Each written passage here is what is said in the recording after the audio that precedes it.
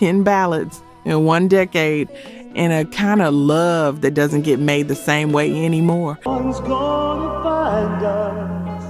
We'll leave the world. You know what I mean when I say that, because there's something about an 80s R&B ballad that hits different.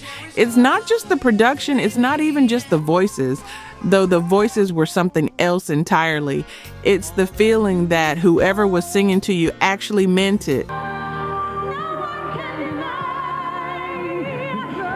Every single word, like they wrote it for you specifically and just happened to put it on a record. Starting at number 10, Jeffrey Osborne, On the Wings of Love, 1982.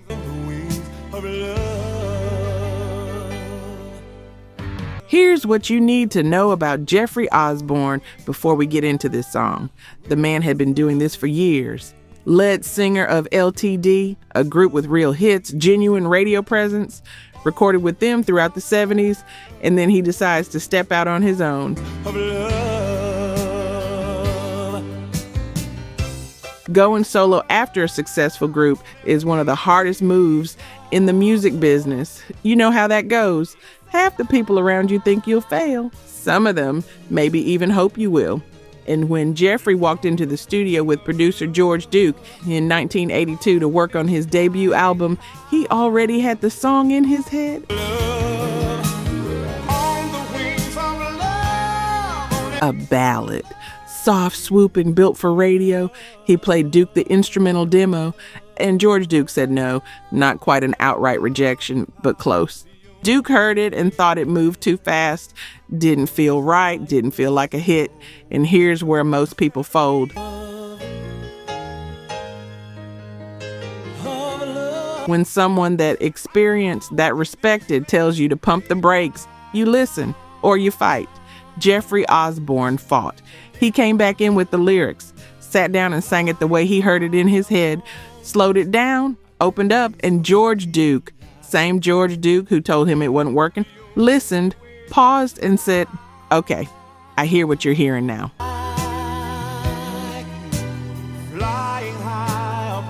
That shift right there is what On the Wings of Love is built on. The song peaked at number 29 on the pop chart and 13 on R&B, not a monster number by any measure. But charts don't tell the whole story, because this song stayed. It played for years. Still gets pulled up at certain moments in certain people's lives like it was made for that exact second.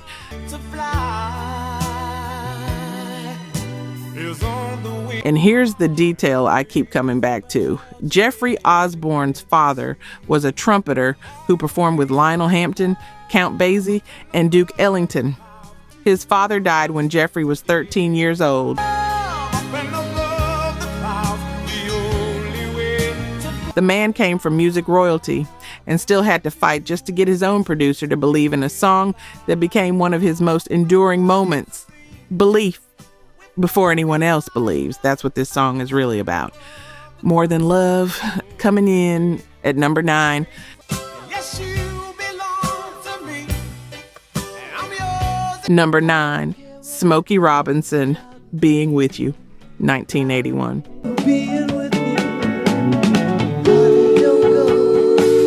Let me ask you something. What do you do when you've spent 20 years being one of the most important figures in popular music and the industry starts to look past you? Because that's exactly where Smokey Robinson was in 1981.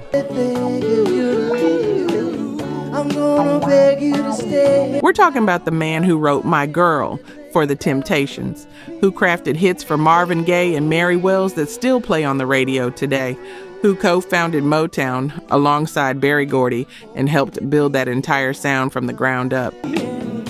I don't care what they say. By the early 80s, Smokey was still making music, still respected, but the big pop chart moments had gone quiet. Until this song, Being With You, started as a gift. He wrote it for Kim Carnes after she covered one of his compositions.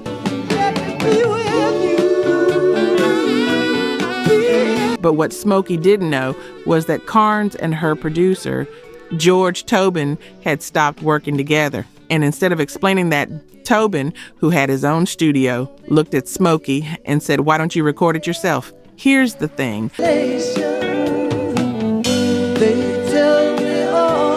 Smokey Robinson was one of the greatest producers in Motown history. He had never once been produced by someone else on a solo record. Not once. The idea was unusual, a little uncomfortable. He agreed anyway.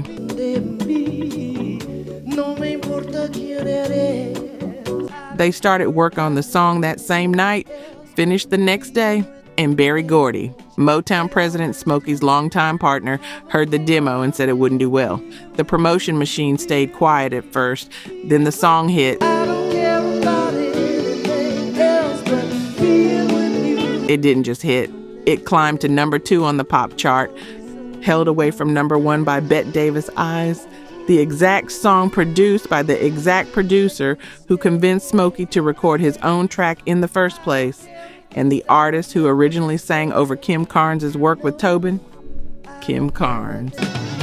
One thing I know for sure. The very person Smokey wrote Being With You for. That irony is almost too perfect to be real.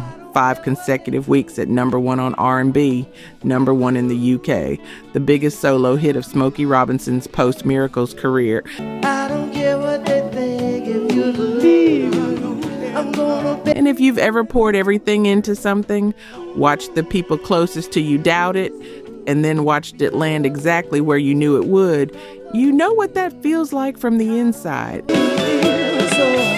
I don't care what they think about me. Michael Jackson once said Smokey Robinson was the one who showed him it was okay for a man to sing high. Let that sit for a moment. Number 8 is next. If you're leaving, I'm gonna beg you to stay. Real talk. Only 9% of you are subscribed. That hurts. We're spending hours digging through archives, fact-checking every detail, bringing these stories back to life. And if you're watching this far, you clearly care. So hit subscribe. It's free and takes 2 seconds.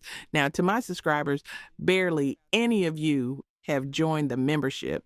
And honestly, that stings even more. You know the work we put in. You keep coming back. If these videos have ever made you feel something, if this music means something to you, join the membership. It's $1 coffee a month, and it's the only way we keep this going. Let's build this together. All right, back to it. Number 8, Peabo Bryson and Roberta Flack. Tonight, I Celebrate My Love, 1983. Stay with me on this one, because what happened behind the scenes of this song is almost as beautiful as the song itself. When I make love to you. The writer Michael Masser, same man who co-wrote Saving All My Love for You and The Greatest Love of All, had pitched Tonight, I Celebrate My Love to RCA Records for Diana Ross. They passed. Then he thought about Barbra Streisand. He was previewing it for Roberta Flack almost as a courtesy when Flack stopped him mid-demo and said, I think I can sing that. Just like that. She was right. She brought Peabo Bryson in. And here's what Peabo said about the first time he heard the demo. Even though it was a great song, he didn't immediately feel it. Because Michael Masser was the one playing and singing it, and the man was a composer, not a vocalist. No disrespect.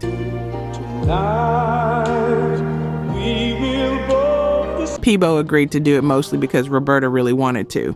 And then they got into the studio. First take. And Peabo said he got the whole song instantly, what it was asking of him, what it needed. And that first take understanding is what you hear in every note. The song peaked at number 16 on the pop chart, number 5 on R&B, number 4 on adult contemporary, and number 2 in the United Kingdom. It became the love theme for the days of our live super couple Bo and Hope. Roberta Flack later said it was her favorite song from her entire 1980s catalog. It's to get close to you. The song she loved most from that whole decade, and I'll say it plainly, this might be the most underrated ballad on this entire list. I know some of y'all feel differently, and I want to hear it in the comments. And then the nights are But when two voices are working that well together, something happens that neither could make alone. If you've ever been part of something like that, where two people just fit, you already know what I'm talking about.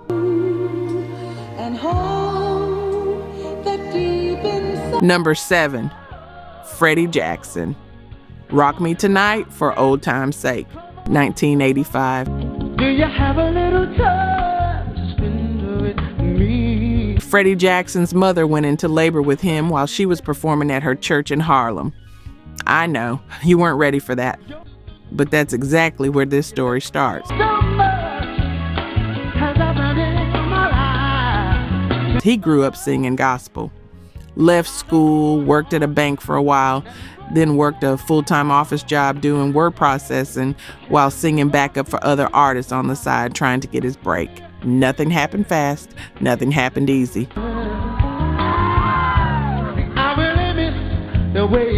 In 1983, a funk soul group he'd briefly joined called Mystic Merlin dissolved, and he went right back to the office, right back to the day job, still singing on the side, still waiting. And then in 1985, a producer named Paul Lawrence got him a deal with Capitol Records and put a slow jam in front of him that was soaking in Marvin Gaye DNA. One listen and you already knew. It's been so long backing that thing up.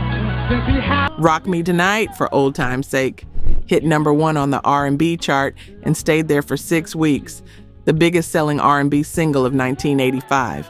His debut album of the same name topped the R&B albums chart for 14 non-consecutive weeks. He had 4 top 10 R&B singles off that one record. From an album, his first one.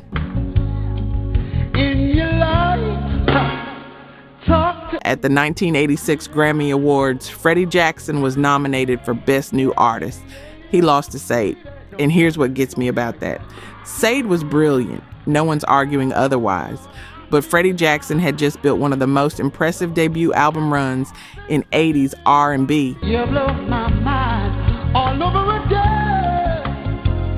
The industry gave him a nomination and moved on faster than most people noticed. Some of y'all right now just thought of the first time this song got to you. A specific night, a specific person. You remember where you were. I know that it's you. Songs like that don't ask permission to stay in your memory, they just do. Drop that in the comments if you're willing. I genuinely want to know where you were. The perfume you wear brings back. Number 6, Kool and the Gang, Cherish, 1985. Baby, yeah. Cherish the love. Cherish the love. Quick question. If someone told you in 1975 that Kool and the Gang was going to release one of the most tender, sweeping wedding ballads of the entire decade, would you have believed them? Because in 1975, Kool and the Gang was Jungle Boogie and Hollywood Swinging. Horns blazing, bass lines rattling, and a roadie ad-libbing the lead vocals on their biggest early hit, because the group didn't even have a real lead vocalist at that point. That was the band. Funk, pure and uncut. And a decade later, they gave the world Cherish. That transformation is almost hard to believe when you sit with it. J.T. Taylor joined as their frontman in 1979. The band pivoted, got smoother, got more pop. And if you receive your calling before I awake. And in 1985, Ronald Bell, their saxophonist and creative engine, sat down with a new drum machine and built the instrumental foundation of what would become this song. He handed it to Taylor. Write something. Remains to be seen. Will you be by my... J.T. Taylor said he wrote the lyrics in one sitting. First time he'd ever done that without changing a single word afterward. Cherish hit number 2 on the pop chart, stopped from number 1 by Dire Straits' Money for Nothing. It reached number 1 on both the R&B and adult contemporary chart. The next life that we live in. It stayed at the top of adult contemporary for 6 consecutive weeks, tied for the longest run at that position in the entire decade.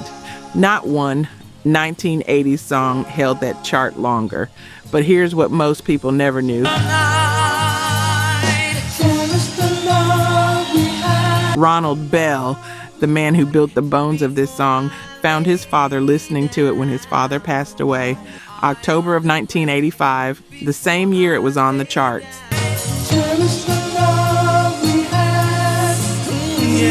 A song about cherishing the people you love. And the man who made it had to live that title in the most devastating way while the song was still climbing. We'll take a breath here. Could I make it through the night? Number 5, Patti LaBelle and Michael McDonald, On My Own, 1986. Patti LaBelle and Michael McDonald had never been in the same room together when their duet hit number 1 on the pop charts, Let That Land. They recorded this song on opposite coasts. She was in Philadelphia, he was in Los Angeles. Burt Bacharach and Carol Bayer-Sager took the 2 separate vocal tracks and blended them together in mixing. The 2 of them didn't meet in person until they performed it live on The Tonight Show, and it still topped 3 Billboard charts simultaneously.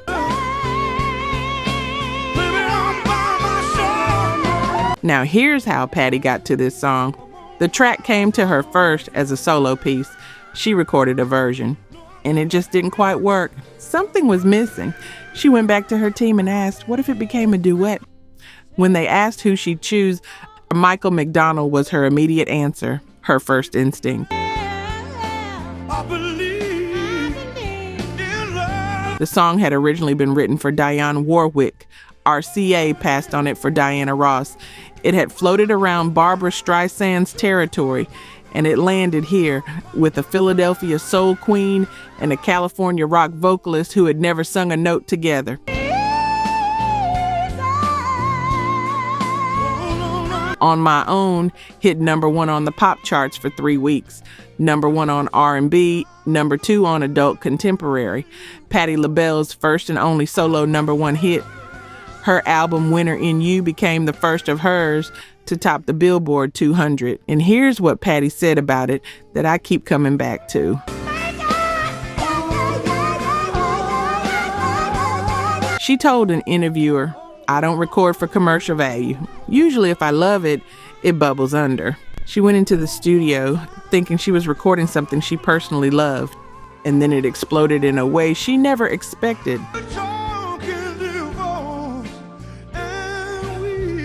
Elizabeth Taylor was actually in the studio when Patti recorded her vocal track, and Taylor, who was friends with Bacharach and LaBelle, liked the song so much she started calling radio stations to request it personally.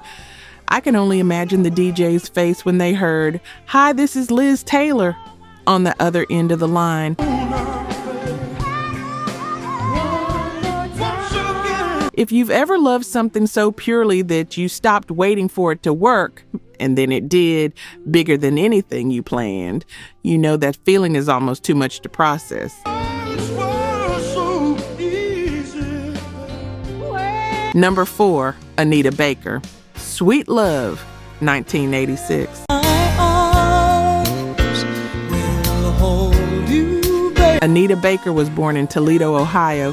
When she was 2 years old, her mother left. She was raised by a foster family in Detroit. And when she was 12, her foster parents died. Her foster sister stepped in and raised her. I'm telling you this because when you hear Sweet Love, really hear it. You need to understand that voice did not come from an easy place. Can't be wrong. Don't you know this? She began her career in the late 70s with a funk band called Chapter 8, made a debut solo album in 1983 on a small label.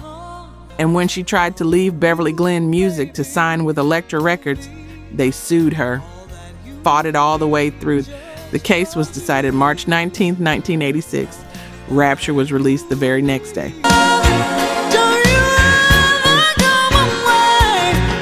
That is not metaphor. That is exactly what happened. The lawsuit that tried to stop her career ended on a Wednesday. The album that would define it dropped on a Thursday. Sweet Love which Baker co-wrote herself, peaked at number 8 on the pop charts, number 2 on R&B.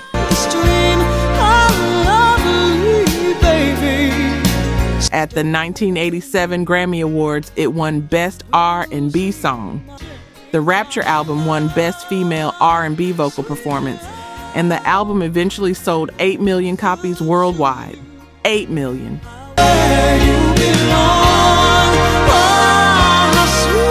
What Anita Baker created was something people called quiet storm, a genre where the volume is lower, but the feeling goes deeper, where you don't need to shout because every note is already inside you. When the BBC described her voice, they said it rings like a bell. Stay with me and you will see. And that even though the lyrics of Sweet Love could have sounded ordinary coming from someone else, Baker sang them with so much passion and wonderment that they sounded like old love sonnets brought back to life.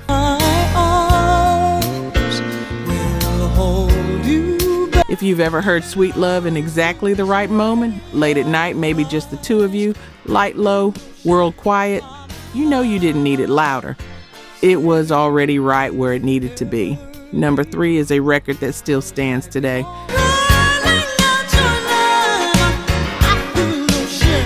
Number 3, Diana Ross and Lionel Richie, Endless Love, 1981. At 3:30 in the morning in a recording studio in Reno, Nevada, 2 of the biggest names in American music showed up barely awake and started to sing. Here's how they got to that moment. Director Franco Zeffirelli asked Lionel Richie to write an instrumental theme for a film called Endless Love starring Brooke Shields. Richie had a piece of music he'd built for the Commodores but never recorded. He shaped it into something for the movie. Then Zeffirelli changed his mind. He wanted lyrics and a duet with Diana Ross. Richie's reaction? His words, Diana Ross is at the top of the food chain, and I had never written a duet before in my life. Diana had just left Motown, signed with RCA Records. This would be the last single she released on the label she'd helped make legendary. For Richie, still technically a Commodore, it was the first solo outing of his career. The circumstances were complicated. Diana found the working relationship difficult. She was a perfectionist, and Richie was not always on time. Ross said that in her own autobiography without softening it. They finally found one morning when Diana had a concert date near Lake Tahoe and Richie flew in from Los Angeles. They met at a studio in Reno at 3:30 in the morning. By 5 o'clock, they had Endless Love on tape. The song hit number 1 on the Billboard Hot 100 on August 15th, 1981, and it stayed there for 9 weeks. It topped the R&B chart for 7 weeks, the adult contemporary chart for 3, and for 3 consecutive weeks. It simultaneously held number 1 on all 3 charts at the same time. That's a feat no other duet in history has ever matched. Not before, not since. Billboard named it the greatest duet of all time. It was Diana Ross's last number 1 hit ever. After 17 years of chart-topping records, this was the final one, and it was Lionel Richie who wrote it. For a night in Reno, barely awake with a woman he found difficult to work with, Lionel Richie said years later he considers the whole experience to have been a disaster. 9 weeks at number 1. Sometimes the difficult ones are exactly the ones that last. Number 2, Whitney Houston, Saving All My Love for You, 1985. So I'm saving all my love for you. Before Whitney Houston had a record deal, songwriter and producer Michael Masser heard her sing at a club in New York, and he told her right there in the room that he had a song for her, he said, "This is going to make women cry."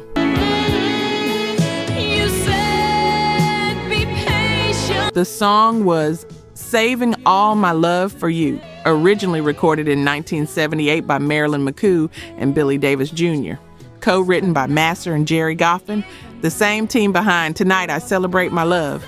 It hadn't found its moment yet. Whitney Houston was 21 years old when she put her voice on it. The song tells the story of a woman who knows the situation she's in isn't right. He's married, she's the other option.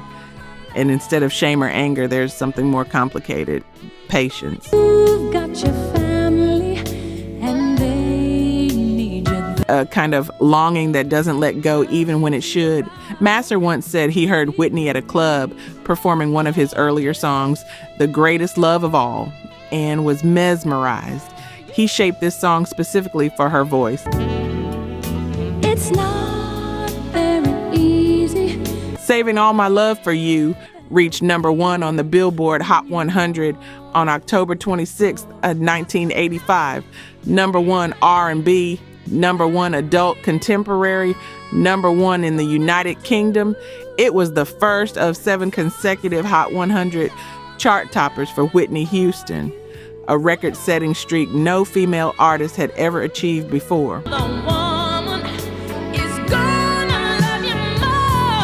She performed it at the 28th Grammy Awards and won Best Female Pop Vocal Performance. That Grammy performance then went on to win an Emmy Award for Outstanding Individual Performance in a Variety or Music Program. And here's the detail that stays with me.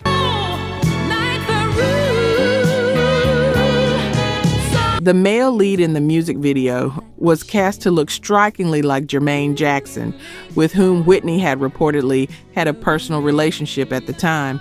The song itself is about a woman involved with a married man. Whether the casting was a deliberate message, I'll let you draw your own conclusion. What I know is this: Whitney Houston took a song about complicated love and made it sound like the most natural thing in the world, like she understood it completely, like she'd already lived every word, and maybe she had. Number 1, Luther Vandross, "A House Is Not a Home," 1981. It's still a chair. Before we get into the song, let me tell you who Luther Vandross was before the world knew his name. He sang backup for David Bowie, Diana Ross, Chaka Khan, Bette Midler, Carly Simon, Barbra Streisand. He sang jingles for Burger King, KFC, NBC, Juicy Fruit, anything to keep the lights on and the voice working.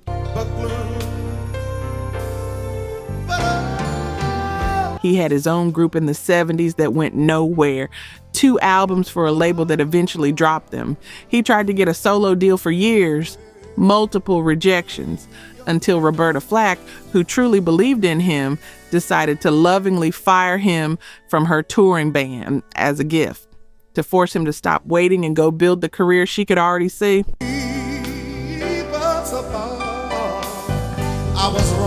His debut album, Never Too Much, came out on August 12, 1981, and on that album, among his own compositions, was a 7-minute cover of a song Dionne Warwick had released back in 1964.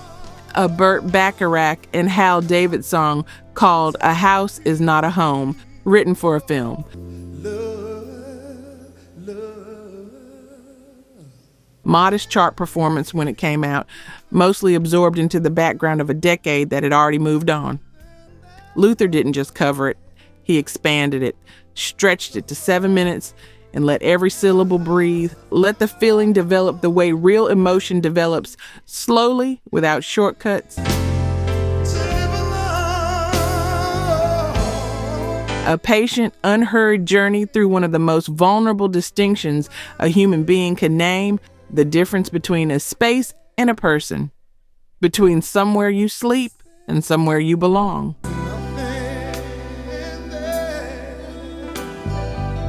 Burt Bacharach, who wrote the song in 1964, who had heard it performed dozens of times in dozens of ways, wrote in his autobiography that Luther's version was the best he had ever heard. And when Luther performed it live at the 1988 NAACP Image Awards in front of Dionne Warwick herself, the woman who originally recorded the song, she wept. She sat there and cried, watching someone else sing it better than she had. That is not something artists admit easily. That is something you only do when the performance is so undeniable that there's nothing left to say. Then in 2004, Kanye West sampled Luther's version on Slow Jams. A whole new generation heard that voice and didn't yet know whose it was. Went looking, found everything. Luther Vandross suffered a devastating stroke on April 16th, 2003. He passed away on July 1st, 2005 at the age of 54. He spent his final years unable to speak and sing with full freedom.